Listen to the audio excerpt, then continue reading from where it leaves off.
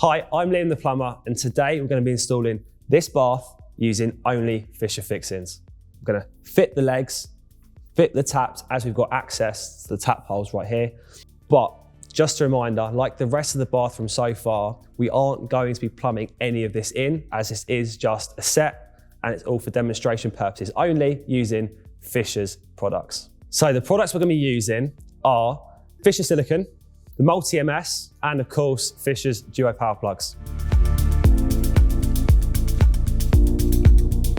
So the legs and the taps have been fitted to the bath. What we're going to do next is we need to put some timber under our legs of this bath. The reason for that is to help span the weight when this bath is full of water. So now we've cut our bits of supporting timber to length, we're now going to stick them down to the floor with Fisher Multi-MS. So the reason why I've done circles for the Multi-MS is purely and simply for suction. If you were to just do straight lines, the adhesive needs suction to help pull down and grab. I'm able to do it here because I've got loads of space. So now our timber is glued to the floor, but what we're now going to have to do is to secure the bath to our pieces of wood. Because these legs haven't got screw holes or a fixing base in them, we're going to have to drill, sink the feet in, and then the bath will be secure to our bits of wood. So we've now hole sawed our legs into our supporting timber.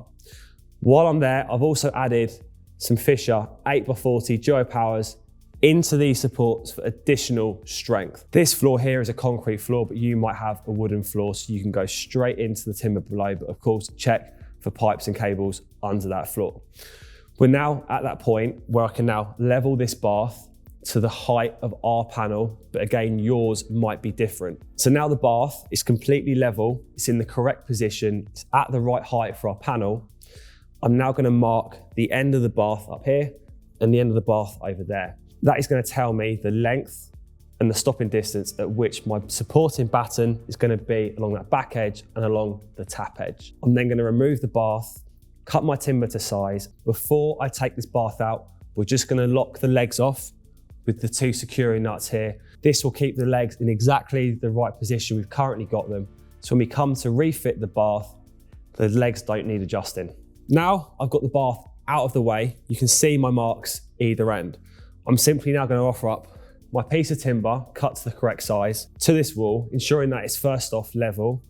I'm then going to drill a series of pilot holes through the timber into the wall, enlarging the hole to an 8mm diameter for our Duo Power 8s.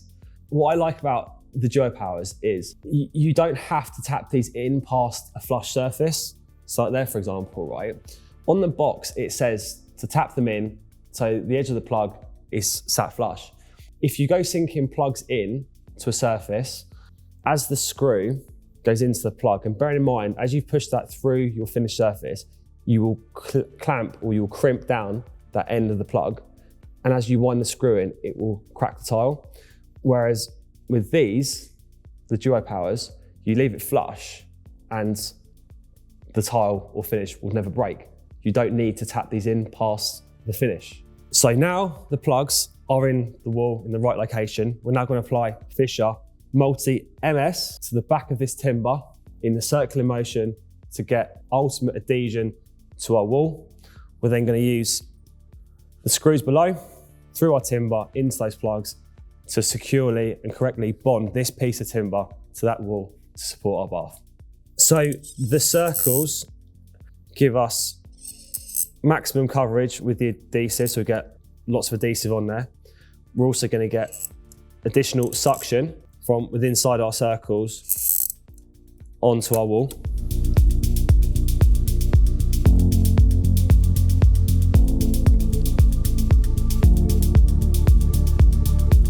In our situation, this wall has already been tiled, so we're going to bond the bath to the tiles. In some instances, you will put the bath in first and then tile on top of the bath. But we haven't got that in this scenario. We are doing it simply like this.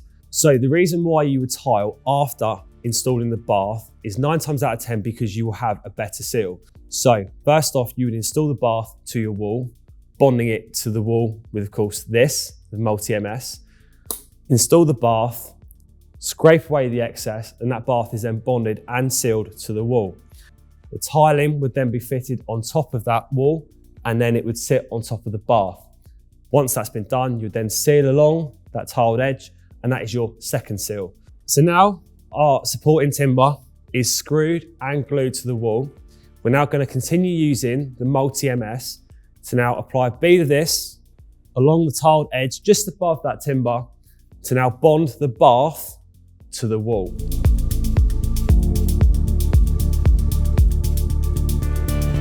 So bath is in, it's level. I'm now just going to wipe away the excess multi-MS, leave this to set for a little while I build the frame for the panels. Once the panels are installed, I'll then silicone the bath with Fisher Silicone. So the end panel is a universal end panel to fit either a left or right hand direction. So I need to trim the end of that to fit in this gap. Once I've done that, I'll then secure that piece of timber in the right place and then put our vertical piece in there. Once that's done, I'll screw the panel into our timber and then silicone seal to finish.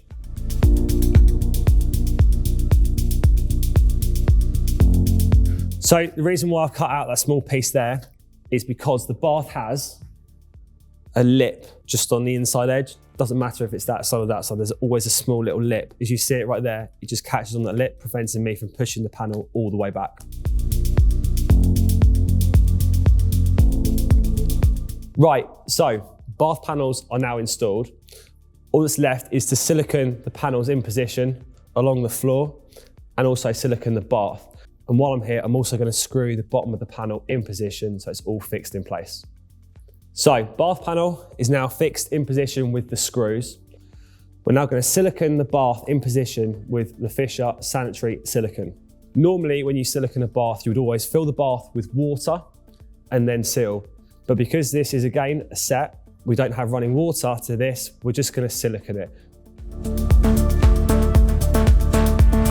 So that's it, bath is now installed, it's now complete, it's sealed. The products used on this have been amazing.